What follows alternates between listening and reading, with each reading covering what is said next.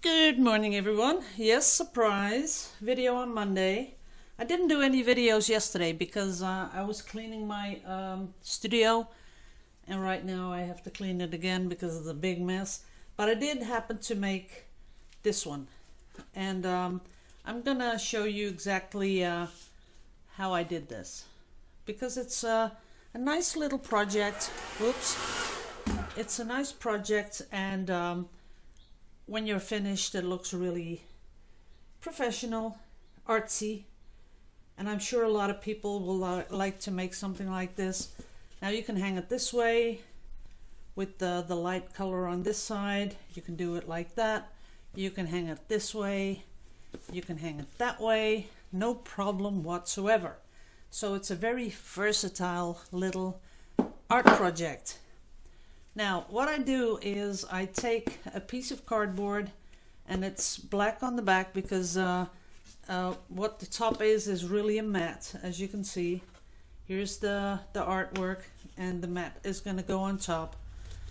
And I paste a piece of acrylic paper on the back of the mat. And I'll show you which paper.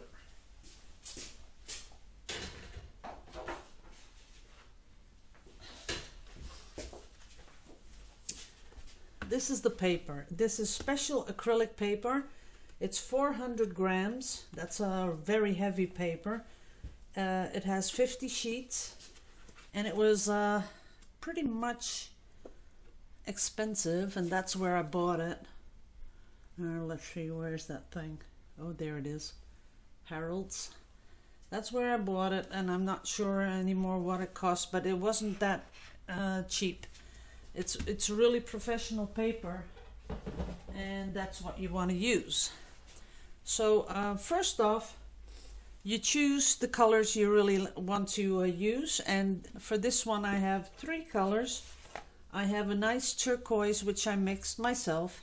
That is phthalo blue and green, Winsor and Newton Galeria, with a little bit of titanium in it. This is the transparent burnt umber. Burnt sienna. Burnt sienna. And then this is Naples yellow with titanium in it. Now, the background is really very easy. All you have to do is take a big brush. So you'll need a big brush, as you can see here.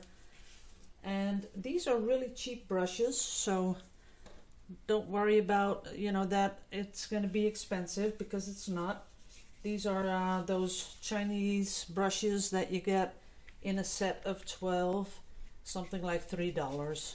So they're not that expensive. The thing is that you can pretty much use them 2 or 3 times, and then that's it. Then you have to throw them out. Well, maybe a couple more if you're really a neat freak, but that I am not. So I sort of just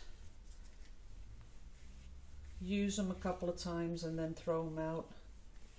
Now, what you want to do is keep this line on the inside. You want to keep that pretty much straight and pretty much like this, so you have a little bit of movement in it. Now then we come in with the normally you should, well, I'm gonna do that anyway, but you can clean your brush, or you can sort of do this so that the colors sort of blend together. That is kind of nice. So it gives you a little bit of a diversion in your colors. And then just put it on again and do that. So you're just bringing up the base, and as you can see, that one wants to be pretty much straight. There you go. And then I'm going to do one more.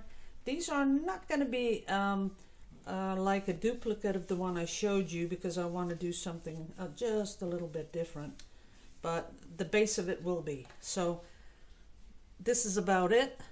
Then we do the other side, and you want to keep this one nice and smooth, nice and straight. And you just color the background as it is right now. Now the good thing about this is you can use a hair dryer to speed up the process.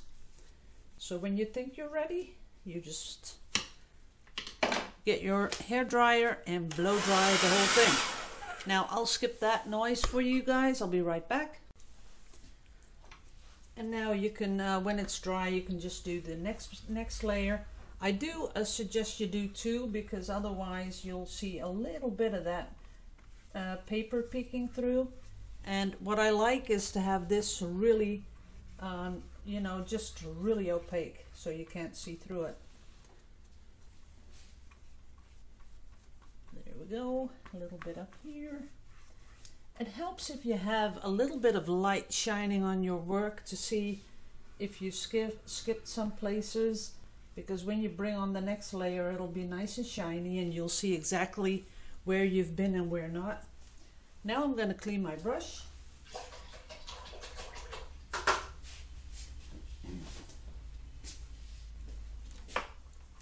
And now I'm going to do the thicker of this middle section.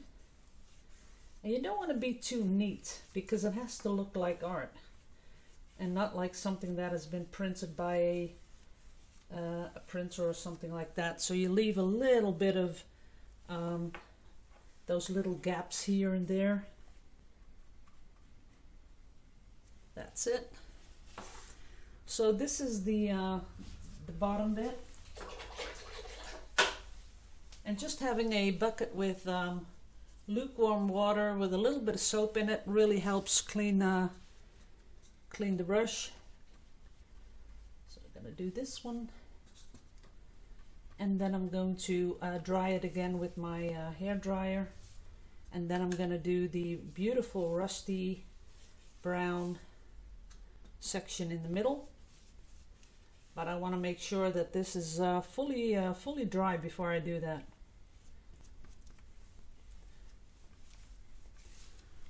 So that's the first base.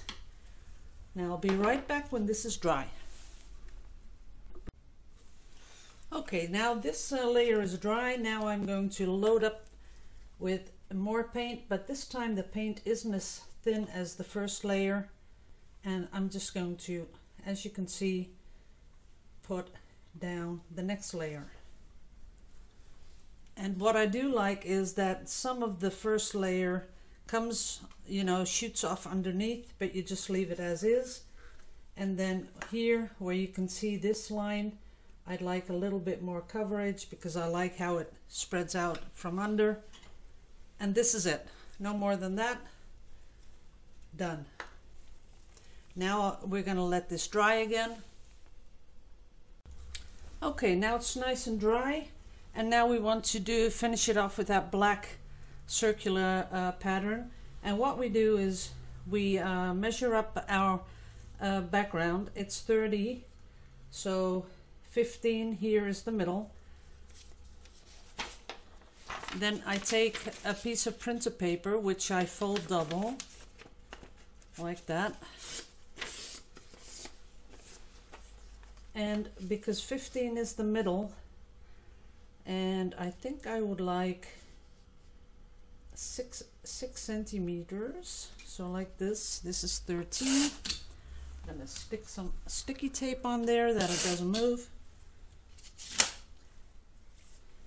And you want to measure this up because I think it is important that it is pretty much straight. So it's a little less than 13 down here. It's 13, so that's about it.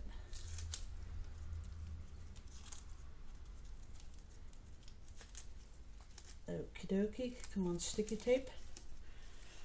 That's the first one. Then the second one.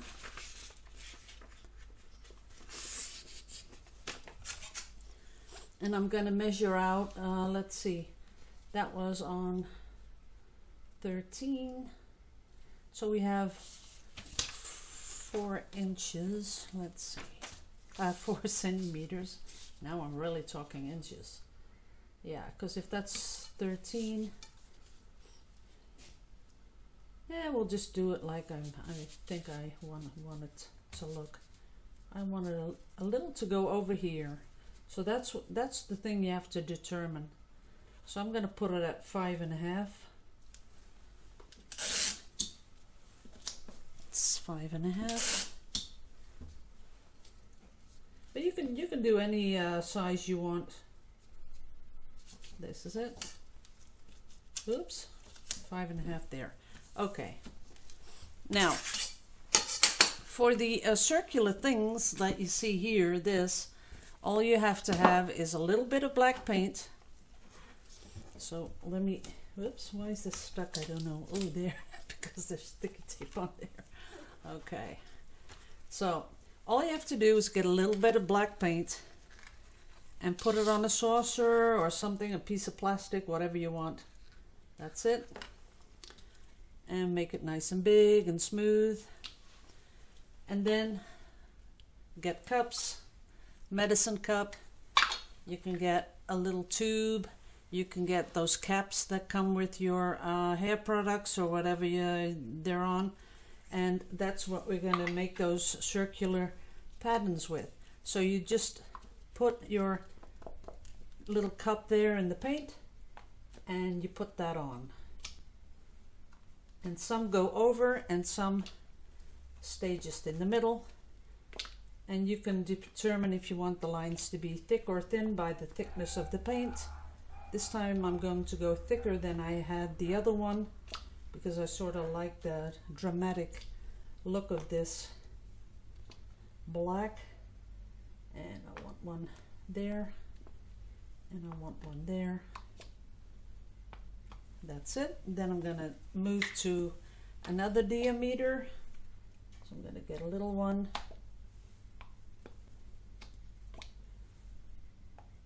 You can do the same size all over, or you can just choose different sizes like I'm doing now. And I'll show you the, when it's finished and dry, I'll show you the difference.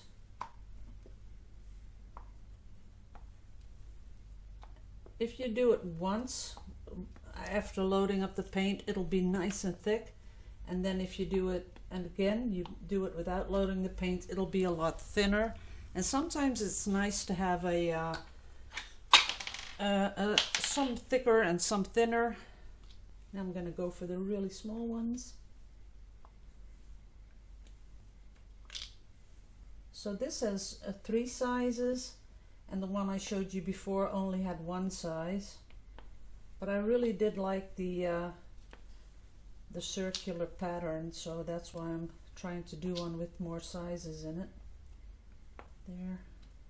You do, sometimes you want them to just go over the side. Whoops, gotta load that one up a little more.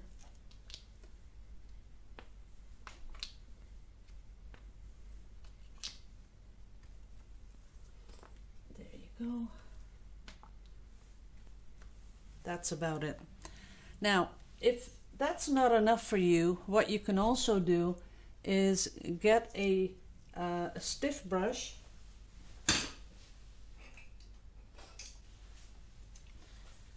Something like this. And you can load that up too and just do this. Just on top of it. Just to make it a little bit more dramatic, and just to give you guys a little bit of an idea that you can do a lot of different things with this. Sometimes you'll have to make your paint just a little thinner to get off the brush. Okay, that's it. Now I'm going to take this off.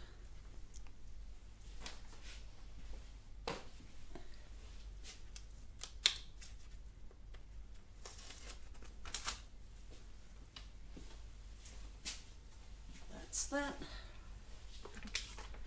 and I'm really carefully going to show you the whole thing in the mat. There you go. Now that is art. I love it. I really do, and I like it more than the other one because it has, oh, the other one is now covered in specks of black. See that? I'll have to clean that off. But this is really, really an interesting look. I love it. Okay, guys, I hope this is interesting enough for you guys and that you get your creative juices flowing, especially Cindy, because for Cindy, I made this especially for you.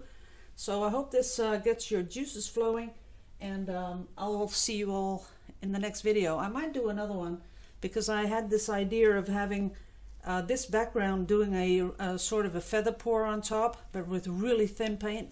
So I might come back and do that. So see you later, guys. Love you to pieces.